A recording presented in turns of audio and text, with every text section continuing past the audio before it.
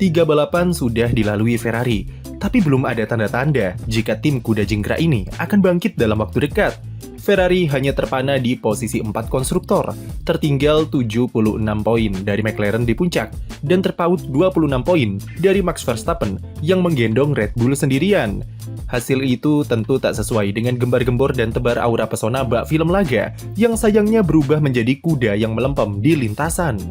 Setelah penonton dibuat tertawa dengan tingkah laku Ferrari dengan tim radio uniknya di GP Australia, mereka kembali membuat gebrakan dengan double diskualifikasi di GP Tiongkok yang memalukan. Untungnya pada GP Jepang kemarin, operasional Ferrari lebih baik, di mana mereka jalani akhir pekan terbaiknya pada balapan ketiga musim 2025. Dengan kondisi mobil yang masih belum ideal, Charles Leclerc mampu menahan tekanan dari duo Mercedes untuk meraih start dan finish di posisi keempat.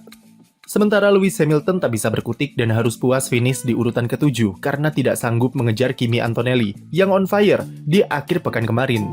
Dari luar memang terlihat kalau Ferrari sudah membuat progres positif, walaupun secara keseluruhan tentu masih jauh dari harapan, serta ekspektasi tifosi dengan mobil SF25. Tapi ketika dilihat secara mendalam, dari apa yang terjadi di balik layar, sepertinya Ferrari akan menghadapi masalah yang lebih besar ketimbang sekedar performa mobil yang amburadul. Salah satu kekhawatiran terbesar dari kehadiran Lewis Hamilton di Ferrari adalah efek politik yang akan timbul, mengingat mereka memiliki dua matahari di dalam satu garasi yang sama. Memanajemen Hamilton dan Leclerc adalah soal penyatuan perbedaan untuk saling berkorban serta saling menyesuaikan satu sama lain. Karena jika dari aspek itu saja sudah sulit ketemu, maka potensi perpecahan di dalam internal akan semakin besar, terutama dari segi pengembangan mobil.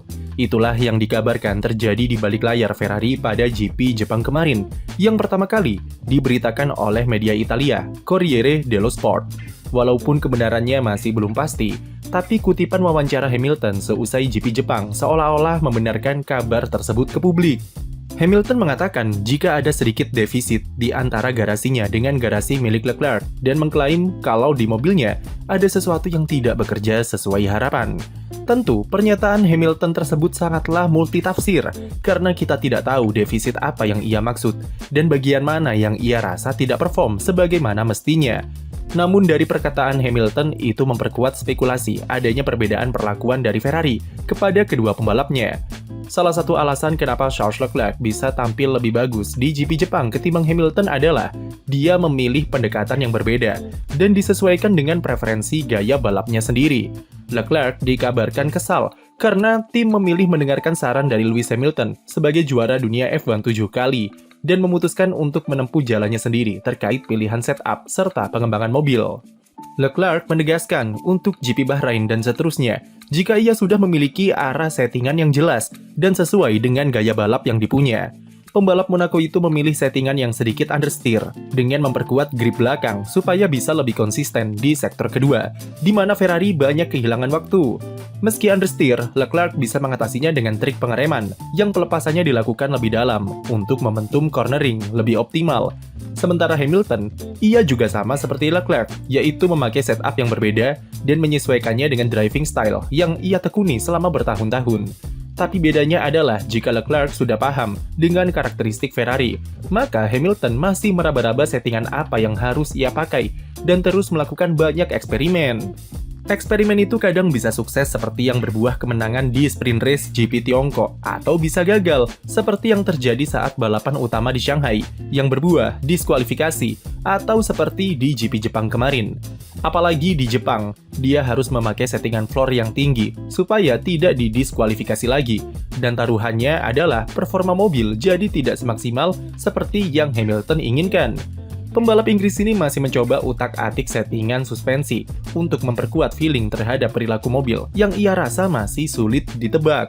Hamilton di Suzuka memilih setup yang menstabilkan ban depan dan belakang, tapi itu tidak menghasilkan performa yang diharapkan, terutama di kualifikasi, di mana catatan waktunya kalah satu posisi dari Isaac Hadjar.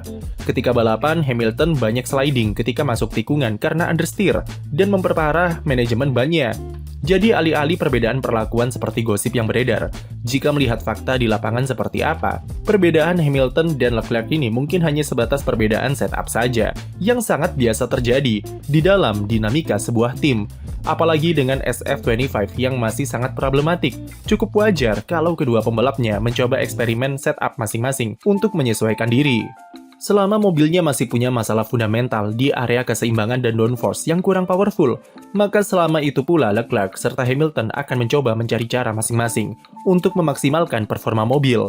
Tapi tak bisa dipungkiri jika memiliki dua matahari sebesar Hamilton sebagai juara dunia 7 kali dan Leclerc yang punya privilege sebagai pembalap produk akademi yang habiskan 7 musim di Maranello, resikonya sangat besar. Meskipun keduanya diklaim memiliki preferensi gaya balap yang kurang lebih sama dengan mengandalkan kekuatan ban depan, tapi ada perbedaan mendasar di antara keduanya. Leclerc bisa menghandle sliding ban belakang dengan level yang ekstrim, sementara Hamilton memilih ban belakang yang lebih stabil. Jelas, kalau Ferrari dilanda kebingungan, mereka ingin mengembangkan mobil dengan input dari siapa. Dan di saat yang sama, mereka ingin baik Leclerc ataupun Hamilton bisa tampil sama-sama kencang. Cuman, jika dilihat semenjak GP Australia, karakter SF25 secara mendasar memang lebih dominan kepada gaya balap Leclerc yang ekstrim, ditunjukkan dari betapa sensitifnya ban depan mobil saat melibas tikungan medium dan cepat. Potensinya memang bagus secara performa jika dilihat awal-awal GP Australia seperti apa. Namun karena floor yang terlalu rendah dan resiko diskualifikasi, Ferrari terpaksa harus mengurangi performa downforce-nya dengan mengangkat ketinggian floor. Itu bukan cuma berpengaruh ke Leclerc, tapi juga berpengaruh pada Lewis Hamilton. Dengan mobil bermasalah, keduanya mencoba pendekatan masing-masing, di mana Leclerc bisa bekerja dengan baik dengan mengubah mobilnya jadi sedikit understeer di Jepang untuk konsistensi. Sementara Hamilton mencoba overall balance, tapi performa mobilnya malah tidak keluar dengan maksimal. Perbedaan pendekatan itu lumrah, tapi sebelum berbicara soal siapa yang harus diberi prioritas di Ferrari, fokus mereka lebih baik diprioritaskan untuk memperbaiki problem utama yang masih dialami. Jelas, jika Ferrari punya masalah fundamental di aerodinamika yang tidak bisa diperbaiki hanya dengan utak-atik suspensi, dan seperti kata Hamilton, SF25 membutuhkan upgrade baru sesegera mungkin yang bisa menghilangkan problem-problem di mobil. Ferrari berencana mengeluarkan upgrade floor dan diffuser pada GP Bahrain nanti sebagai solusi cepat yang bisa mengembalikan performa downforce seperti semula. Diharapkan Ferrari di Bahrain bisa memakai settingan ketinggian floor yang lebih rendah akan memperbaiki berbagai masalah Ferrari dalam 3 balapan pertama musim ini. Memang ada potensi jika floor baru akan mengembalikan karakter oversteer yang disukai oleh Charles Leclerc seperti di fase awal GP Australia dengan keseimbangan aero yang lebih maju ke depan. Untuk Hamilton, selama tim masih memberikannya ruang untuk menstabilkan ban belakang, diyakini dia bisa beradaptasi dengan baik. Masalahnya adalah Ferrari masih maju mundur. Apakah mereka akan memakai floor baru di Bahrain atau tidak? Tim prinsipal Frederick Vasseur dan direktur teknis Loic Serra ingin floor baru itu dipakai bebarengan dengan upgrade besar yang diluncurkan di Miami nanti. Mereka ingin masalah stabilitas dan konsistensi mobil diperbaiki terlebih dulu sebelum diberi floor baru yang lebih powerful, karena ada kekhawatiran jika diberi upgrade terburu-buru malah memperparah keseimbangan aero di mobil. Ferrari akan menguji coba floor baru itu di sesi latihan bebas hari Jumat pada salah satu mobil sebagai perbandingan dan akan memutuskan memakainya atau tidak di keseluruhan GP Bahrain. Vasseur sendiri mengklaim jika Ferrari tertinggal 0,2-0,3 detik dari McLaren dan Red Bull atau Mercedes, tapi ia tidak mau terburu-buru untuk mengejar gap tersebut. Baginya, SF25 masih punya potensi untuk dikeluarkan, dan pengembangan mobil harus dilihat dari satu balapan ke balapan lain, serta tidak bisa diperbaiki dalam satu malam. Ferrari tidak ingin mengulangi kesalahan musim lalu ketika terburu-buru keluarkan upgrade floor di GP Spanyol, yang ujungnya malah merusak aeromapping di mobil dan membuat development jadi berjalan mundur. Awal musim yang berat bagi skuad Ferrari, tapi hal seperti ini sudah kami wanti-wanti sejak 2 bulan yang lalu, mengingat langkah agresif yang mereka ambil dalam pembuatan SF25 dan tantangan di balik duet Leclerc dan Hamilton. Sekian video dari kami, jangan lupa beri like dan subscribe untuk konten F1 lainnya.